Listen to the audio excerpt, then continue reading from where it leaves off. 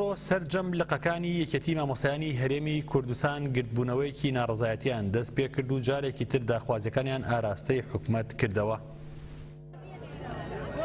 کاتژمێر دەی سەرلەبەیانی ئەمڕۆ خۆپیشاندانی یەکێتی مامۆستایانی یاریەمی کوردستان لە هەر یەک لە شارەکانی سلێمانی، هەولێر، دهۆک، گەرمیان، هەڵەبجە، کەرکووک، ڕانیە، ئاکرێ و کۆیە دەستی پێکرد. لە خۆپیشاندانەکاندا بەیاننامەی یەکێتی مامۆستایان خوێنرایەوە کە تێدا ئاماژە بەوە کرابوو قەیرانی دارایی لە یەکی ساڵی 2014ەوە دروست کراوە. نیگەرانی خۆشیان ڕاگەیان دەربارەوەی کە تا ئێستا حکومەت بەدەم داواکاریەکانیانەوە نەهاتووە. مامۆستایان داوا دەکەن موچەکانیان لە کاتی خۆیدا سەرف بکرێ، هەروەها داوا دەکەن سیستەمی پاشەکەوتی موچەش لەناو ببرێ.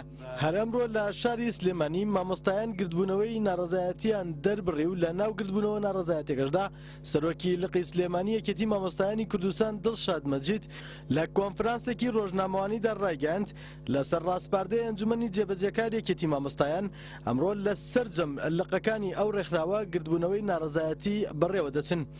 لەبارەی ئامانجی گرتبوونەوەکانی شەوە ڕایگەیاند گرتبوونەوەکان بەمەبەستی گەیاندنی خواست و داواکاریەکانی مامۆستایانە بە حکومەتی هەرێم. لە لایەکی ترەوە و لە ڕانێش مامۆستایان گرتبوونەوەی ناڕەزایەتیان ئەنجامدا لە یادداشتێکیشدا داوایان کرد حکومەت بە زووی ڕەوشی سیاسی هەرێم و کێشەی موچەی مامۆستایان چارەسەر بکە. مامۆستایانی زانکۆ لە شاری هەولێر لا گرتبوونەوەیەکیاندا ڕایانگەیاند یەکێتی مامۆستایان بەمەبەست و بێ ئاگاداری مامۆستایان ئەو گرتبوونەوەیان ڕێخستووە، ئەوەش بەمەبەستی بچووکردنەوەی قەبارەی ناڕەزایەتەکانی مامۆستایان بووە. دەڵێن چونکە لە هەولێر نزیکەی 25,000 مامۆستا هەیە، بەڵام ژمارەیەکی کەم مامۆستا بەشداری خۆپیشاندانەکەیان کردووە. لەلایەکی ترەوە و لە شاری کۆیەش مامۆستایان گرتبوونەوەی ناڕەزایەتیان ئەنجامدا و داوایان لە حکومەت کرد کە بەدەم کێشەکانیانەوە بێت، ئەگەرنا لە فشارەکانیان بەردەوام دەبن. لە شاری دووەکیش بۆ هەمان مەبەست مامۆستایانی ناڕازی کۆبوونەوە و چالاکیان ئەنجامدا. لە قەزای ئاکرێی سەر بە پارێزگای دووەکیش مامۆستایان ڕایانگەیاند پێویستە حکومەتی هەرێم بە زووی دۆخی سیاسی هەرێم چارە بکە، هەروەها دەبێت پێداچوونەوەش بە سیستەمی موچەدا بکرێ. لە شاری هەڵەبجەش بۆ هەمان مەبەست مامۆستایان کۆبوونەوە و ناڕەزایەتیان دەربڕی. لە شاری کەرکووکیش مامۆستایان گرتبوونەوە و داوای خەرجکردنی موچەکانیان کرد لە کاتی خۆیدا.